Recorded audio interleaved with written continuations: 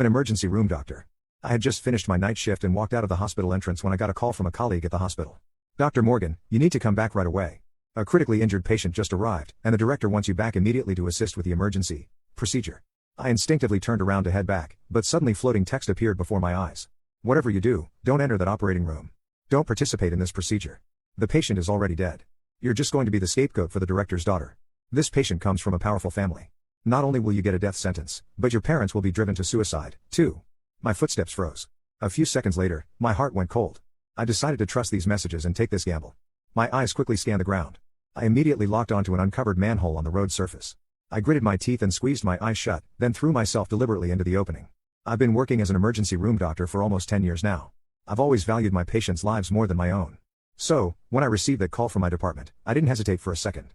I immediately turned back. Just as I was about to reach the emergency building in a trance, these floating messages suddenly appeared out of nowhere before my eyes. I froze. I shook my head frantically and rubbed my eyes, wondering if working night shifts had finally broken my brain.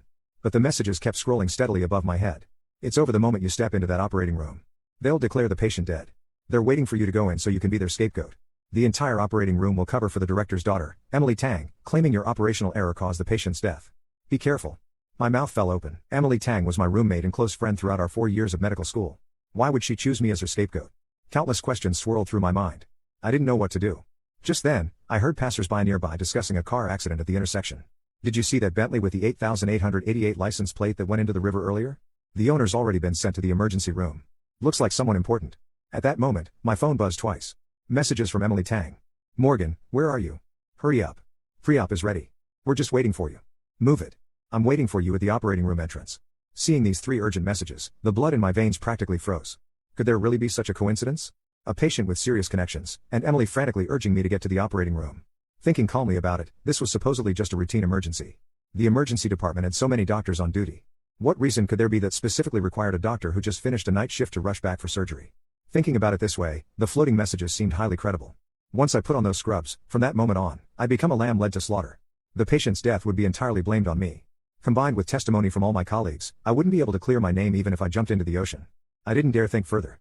The more I thought about it, the more terrified I became. Looking at Emily's messages, I didn't reply immediately.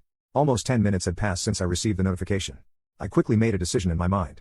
Since the messages said I would be framed, then I would take this gamble. As long as I didn't appear in that operating room, no one could frame me. My eyes quickly scanned the ground. I immediately locked onto a spot in front of the emergency building, an uncovered manhole on the road surface. I pretended to hurry toward the emergency entrance.